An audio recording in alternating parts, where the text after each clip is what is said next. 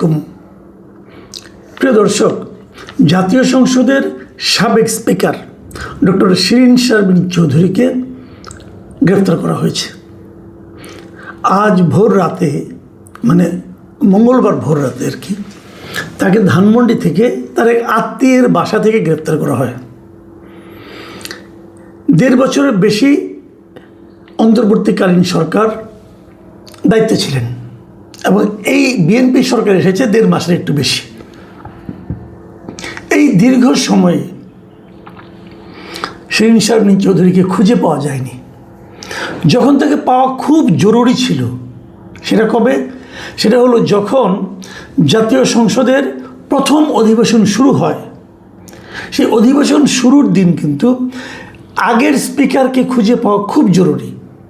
কারণ আমাদের সংবিধানে বলেন, সর্বত্র বলেন, এটা লেখা আছে যে নতুন সংসদ যখন তার যাত্রা শুরু করবে তখন সেই সংসদে সভাপতিত্ব করবেন পূর্ববর্তী সংসদের যিনি স্পিকার ছিলেন তিনি। যদি উনি পদত্যাগও করেন, যেমন শিরিন শারমিন চৌধুরী কিন্তু হাসিনা সরকারের পতনের পর 27 দিনের মাথায় সেপ্টেম্বর মাসেই তিনি কিন্তু পদত্যাগ করেছিলেন, এবং যদি পদত্যাগও করেন তারপরেও নতুন স্পিকার দায়িত্ব না নেওয়া পর্যন্ত আগের স্পিকারই দায়িত্বে আছেন এটা ধরে নেওয়া হয়। এটা কিন্তু আমাদের সংবিধানের একটা ধারা, নিয়ম। আপনি এই নিয়ম ইচ্ছা করলেই চেঞ্জ করতে পারবেন না। এখন এই কথাগুলি বারবার সংবিধানের কথা বলছি কেন?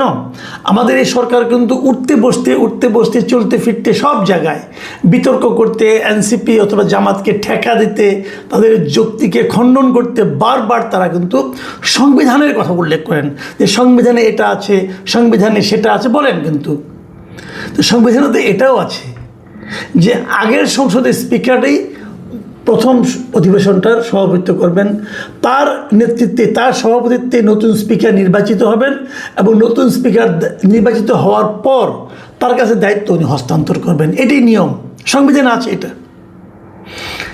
তো তখন শিরিন শারমিন চৌধুরীকে খুঁজে পাওয়া যায়নি। উনি কোথায় ছিলেন কেউ জানে না। খোঁজার চেষ্টা হয়েছিল, এই প্রশ্নটা আমি প্রথম দিনই করেছিলাম। চেষ্টা হয়েছিল, হয়নি। এখন হঠাৎ করে পাওয়া গেলো ধানমন্ডিতে উনি আছেন, ওনার সম্ভবত ভাইয়ের বাসায়, যদ্দূর আমি জেনেছি আর কি। যদিও সবাই বলছে আত্মীয়র বাসায়। কীভাবে কী হলো সেটা আরেক নাটক। কোথায় গেলেন, কোথায় আসলেন, এগুলো আরেক নাটক।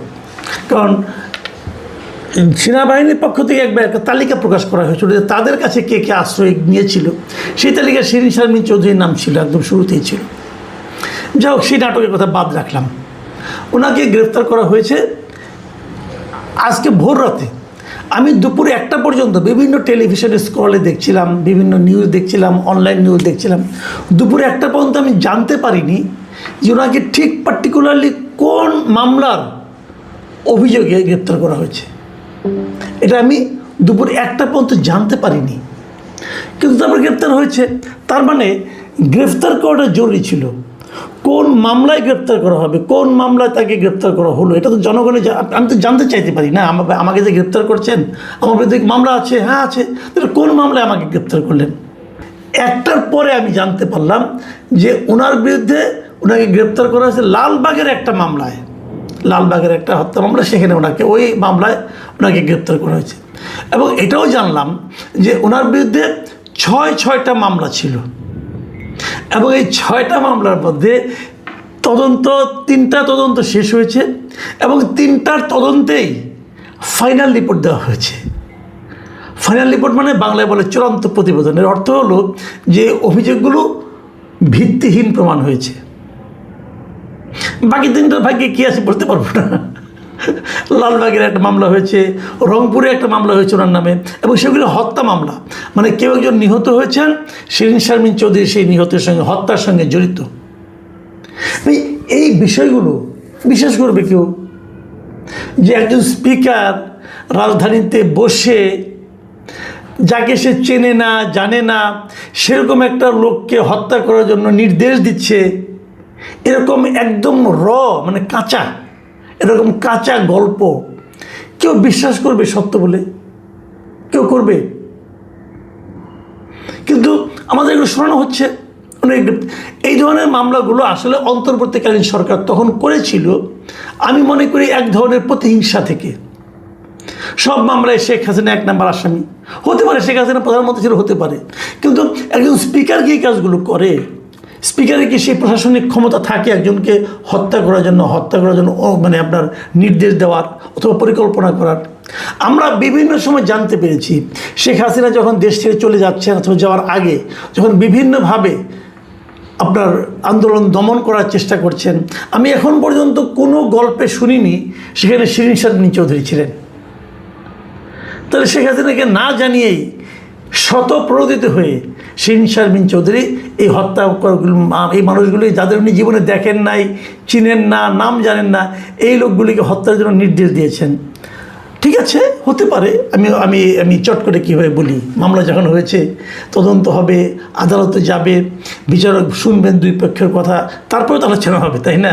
কাজে আমি তো আগে বলতে পারবো না, আমি তো শিরিন শারমিন চৌধুরীর পক্ষ নিতে পারবো না, তাহলে আবার ফ্যাসিবাদের দালাল হয়ে যাবো। কিন্তু ওই ভয়টাও তো আছে, কে চায় ফ্যাসিবাদের দালাল হতে? তবে ওই মবটা তো এখন আর নাই। অন্তর্বর্তীকালীন সরকার যে মব ভিত্তিক যে সমস্ত কাজকর্ম করেছিল, তো সেই জিনিসগুলো তো এখন আর নাই। আমরা বিশ্বাস করতে শুরু করেছিলাম যে নাই, এবং আমরা এটাও বিশ্বাস করছিলাম যে অন্তর্বর্তীকালীন সরকারের সেই দুর্বল নাটকগুলো, এই নাটকের ধারাবাহিকতা এই সরকার অনুসরণ করবে না, এটা আমি ভেবেছিলাম। এটা ভেবে এক ধরনের স্বস্তি পাওয়া শুরু করেছিলাম, কিন্তু আমরা দেখছিটা কি? আচ্ছা, আপনি আমাদের একটা কথা বলেন, আমি একটা কথা বলি, আজকে বেশি বলতে চাই না। এই যে শিরিন শারমিন চৌধুরীকে গ্রেপ্তার করা হয়েছে, উনি তো স্পিকার ছিলেন এবং উনি অনেকদিন স্পিকার ছিলেন। আব্দুল হামিদ সাহেব যখন প্রেসিডেন্ট হলেন স্পিকার থেকে, তারপর থেকে উনি স্পিকার, এবং তারপর থেকে সেটা আপনার প্রথম দফা, দ্বিতীয় দফা, তৃতীয় দফা উনি স্পিকার ছিলেন। এবং স্পিকার হিসেবে উনি কিন্তু বেশ একটা ভালো ইমেজের লোক ছিলেন। ওনার বিরুদ্ধে খুব বিশাল কোনো দুর্নীতি, বিশাল কোনো সন্ত্রাসের রাজত্ব কায়েম করা, এমন কোনো মানে অপবাদ ওনার নামে আছে আমার কেন অন্ততপক্ষে আসেনি। আমি যেমন বলি না মাঝে মাঝে যে মির্জা ফখরুলকে আমার খুব ভদ্রলোক বলে মনে হয়, আমার কাছে ওনাকেও খুবই ভদ্র বলে মনে হতো। যাই হোক, তারপর থাকতে পারে আমার অজানা তো অনেক কিছু থাকতে পারে, আমি ধরে নিচ্ছি উনি খুবই মন্দ লোক ছিলেন। কিন্তু আপনি আমাকে একটা কথা কেটে বলেন, এই যে গ্রেফতারটা, এই গ্রেফতারটা কি এই সরকারের ইমেজকে বৃদ্ধি করবে দেশে অথবা বিদেশে?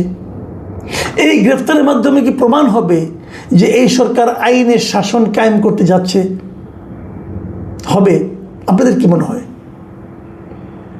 তাহলে সারা দুনিয়াতে আমি তো এটা মনেই করি যে সবাই মনে করবে এটা একটা রাজনৈতিক গ্রেফতার, একটা রাজনৈতিক মামলা হচ্ছে। তো এই